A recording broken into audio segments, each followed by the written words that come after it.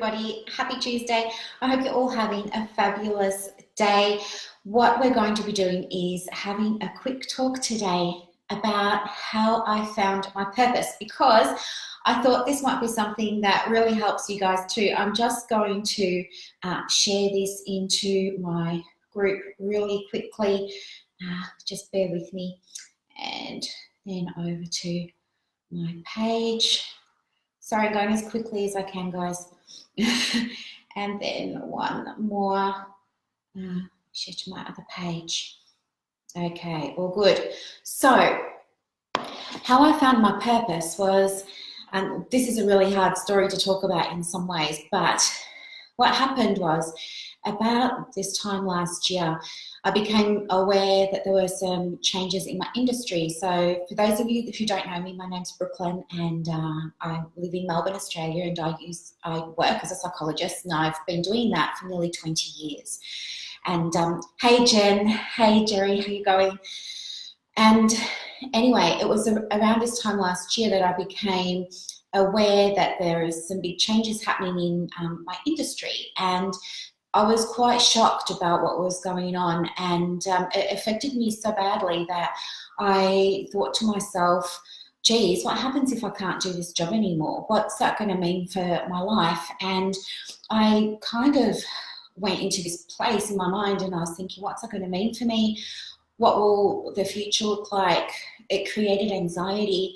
It also created fear. It created anger, because all of a sudden I felt very protective for my colleagues. I thought, this isn't right, this isn't fair, and all of this stuff came up. It's really horrible at the time.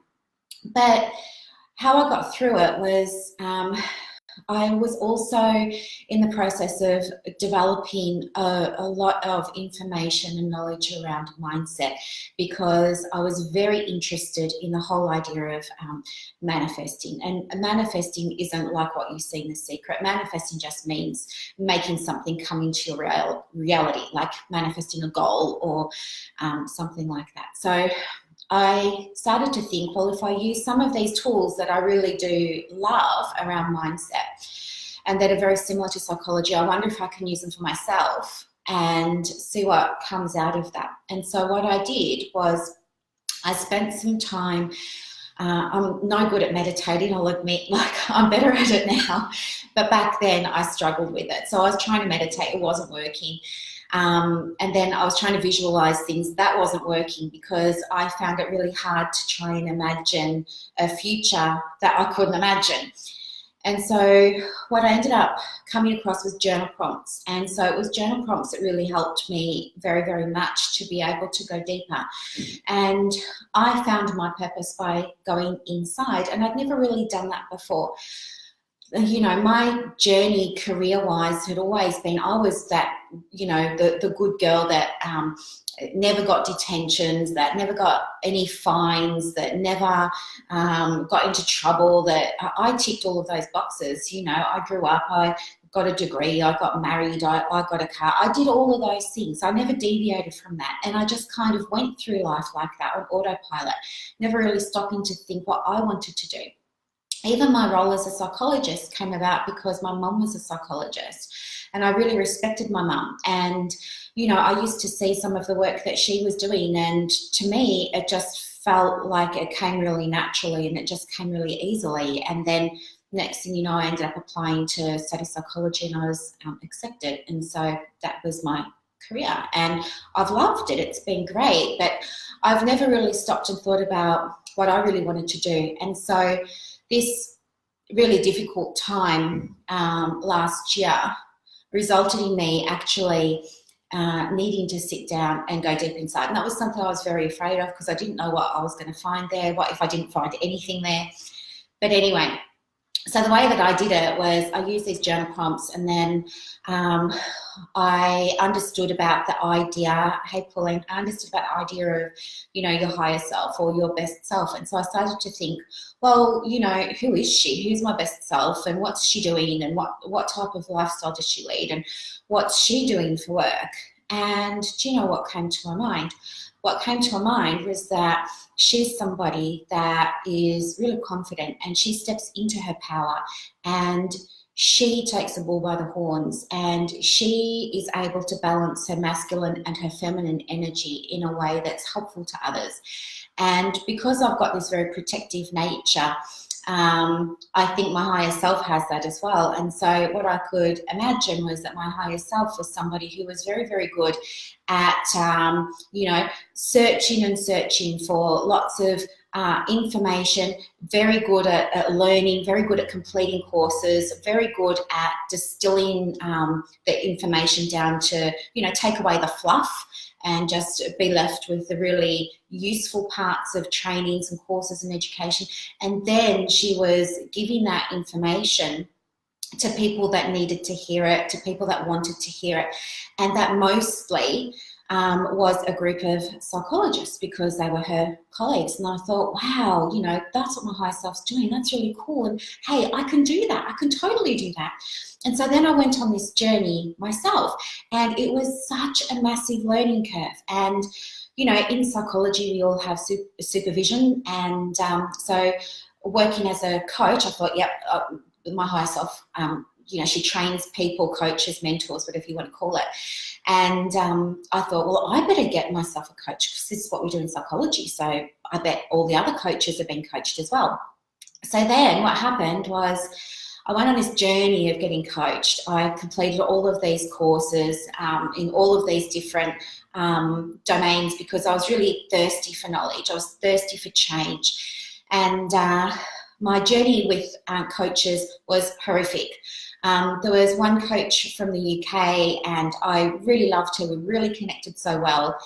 It was hiccups right from the get-go. She charged me $5,000 for 3 months of training. I made the payment, even though I was feeling like it was a lot of money that I couldn't afford. I made the payment. Almost immediately I got a message back from her saying, where's the rest? And I was thinking, what do you mean, where's the rest? And she's saying, well, it's British pounds, not Australian dollars. So it was like, I don't know, 7,500 Australian dollars for this, what turned out to be 10 sessions of coaching. And I thought, what the F is going on here? Anyway, we had 3 or 4 coaching sessions, and then she just disappeared. She didn't turn up to sessions. We'd booked them in. They'd been confirmed. She didn't arrive. I didn't hear from her. I said, this happened a number of times. And then I said to her, look, I'm really not happy, and this is not acceptable, and etc., because the gap had just been widening or whatever. And I was getting worried that I was losing momentum. I mean, I was showing up, I was doing the work. Where the heck was she? So anyway, this kind of went on and on. It just dragged on. It was horrible. And then we made another time to catch up. So by this stage, I hadn't seen her for maybe 5 or 6 weeks. We were meant to be seeing each other pretty much weekly.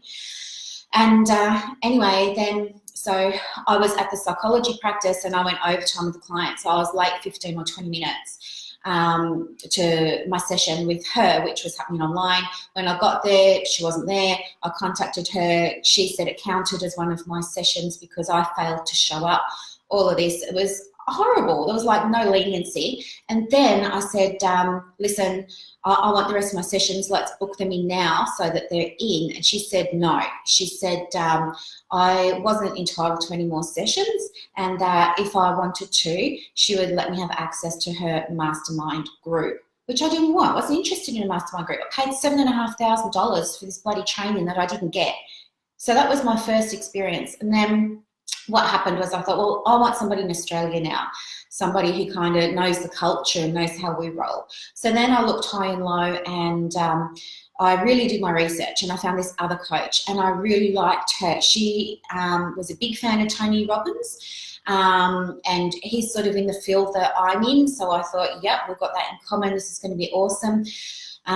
She charged me $1,000 for 4 sessions that I could have, within 2 months. So that was great. So we caught up fortnightly. But the issue with her was that I was ahead of where she was at. And that was a real problem, because every time we'd turn up to a session, she'd be, having me on the beginner sort of stages of starting a business, or the beginner stages of this or the other. And I say, well, no, I've already done that. I'm up to this bit and I need help here. But she couldn't help me there because she wasn't there herself. So that was a flop. I mean, she was well-intentioned. She's a nice lady. She just, I don't know, I didn't perhaps ask the right questions when I was interviewing her. Then I think that's fine. I'll find somebody else. So I find somebody else, and she's a coach, and she charges $18,000 a year. I thought, okay, fine. And so it's for a year, and you go in her group, and you get, I think it's like one or two, one-to-one calls. I don't know, gosh, I think it's even every 6 months. It's not often. Stuff like that. And anyway, it's all around business and da-da-da-da-da. Anyway, yeah, she's like, oh, if you follow these procedures, then you will get these results. So, I tap into my masculine energy when I'm coming from fear. I went there, I was implementing everything, nothing was happening. I said, hey, this isn't working. And she got mad at me.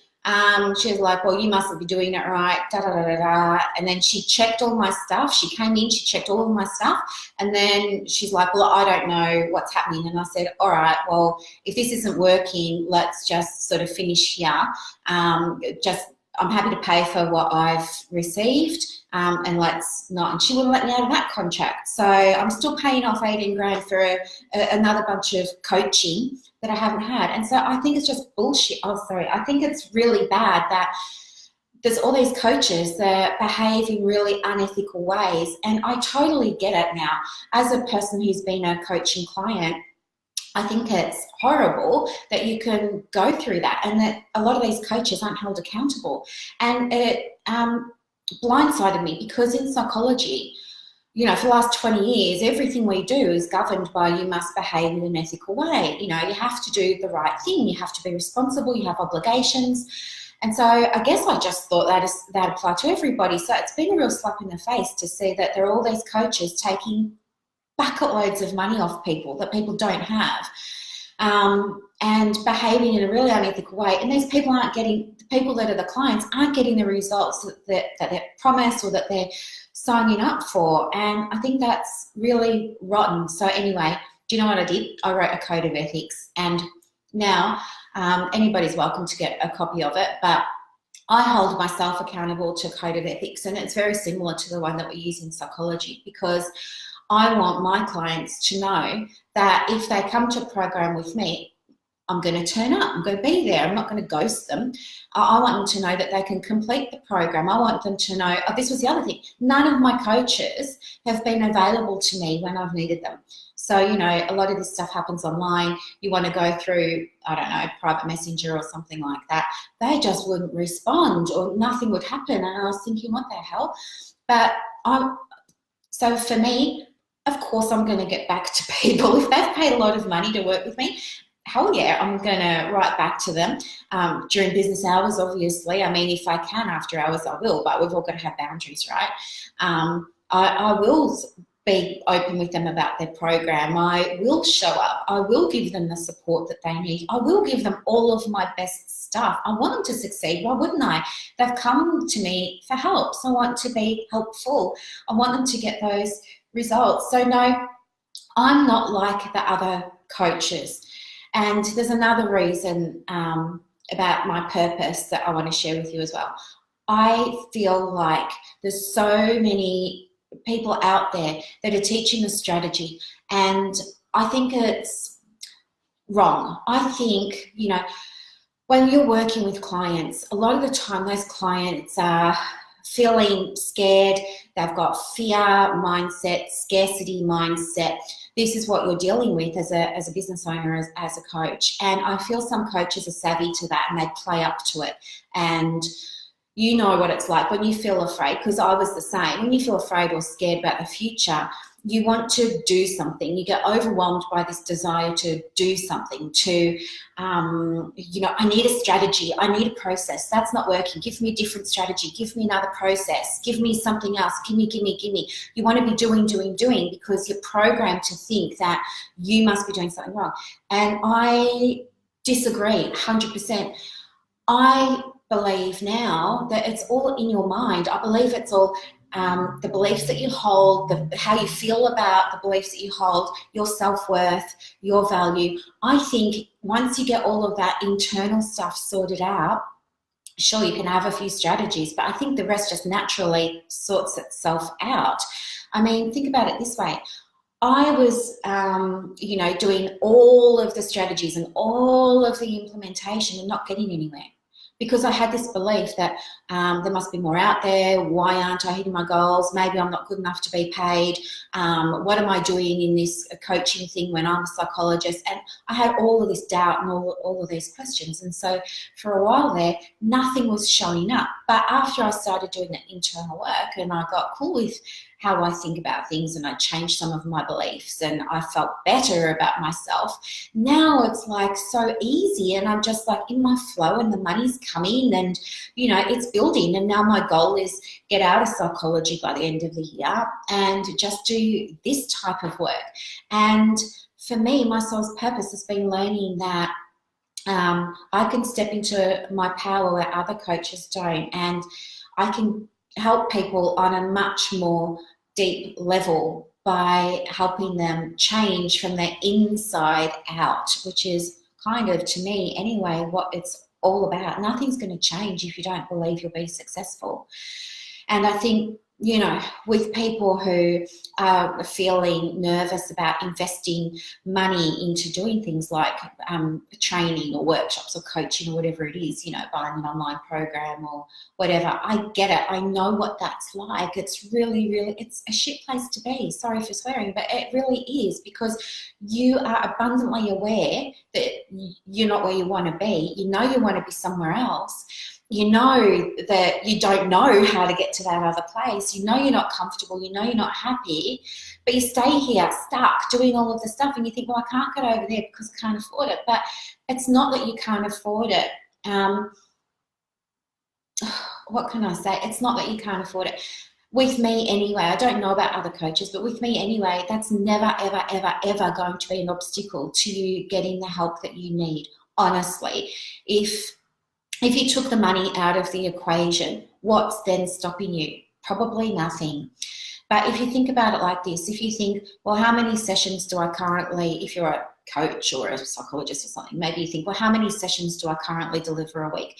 And how much do I charge for those? Maybe I charge $140, $150. Well, would I be willing to give the money from that one session into my own education so that I can get this business moving again? Hell yeah, I would. That's exactly what I did. And so when you think about it in that way, it's a lot easier. Or if you think, well, what is my budget? Maybe you've never even thought of a budget for doing your, coaching or your CP or anything like that. But have a think, would it be about $100 a week? Okay, fine. Let me know. We'll work it out. It's not an issue. Stop letting money get in the way of you getting the information and getting the help and support that you need in order to be able to live your dream career. I mean, you can absolutely do it. I'm doing it. I did it. Like, I'm here to help you. So anyway, I've gone on and on and on. But basically, the way that I found my true purpose was by tapping into my inner self, thinking about my higher self, imagining, asking myself the questions, what's she doing for work? How does she show up in her fullest potential every day?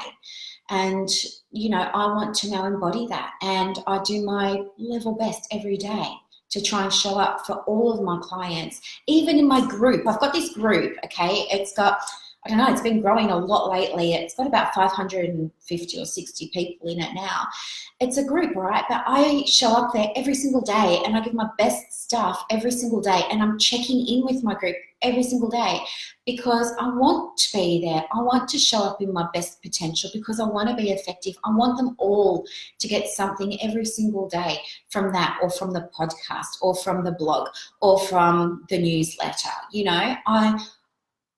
I know that not everybody's on social media, and that's why I have the podcast and the da-da-da. I want to reach as many people as I can because I don't want anybody to feel like shit like I did last year, wondering what the hell you're going to do for work and how you're going to get there. All right? I've been through it. I'm out the other side. I can help you now that I've got that experience behind me. But anyway, if you have any thoughts about what you want to do, what your true purpose is, and how you might want to find it, there's so much that you could do, you know, there's meditations, there's visualizations, there's journaling, there's crystal work that you can do if you're into that. A colleague of mine, Jen Redgate, does soul purpose or soul connection coaching. So she'd be a great connection for you, and I'll ask her to put her details in the link so that you can connect with her. She's brilliant at that sort of stuff, and maybe we'll even get her on for a live in the group. But your true purpose is within you. You can do it. If I did it, you can. All right, guys, thanks for listening to such a long story. I just wanted to be really transparent and open. I hope you have a really beautiful rest of the day, and I'll talk to you later. Bye.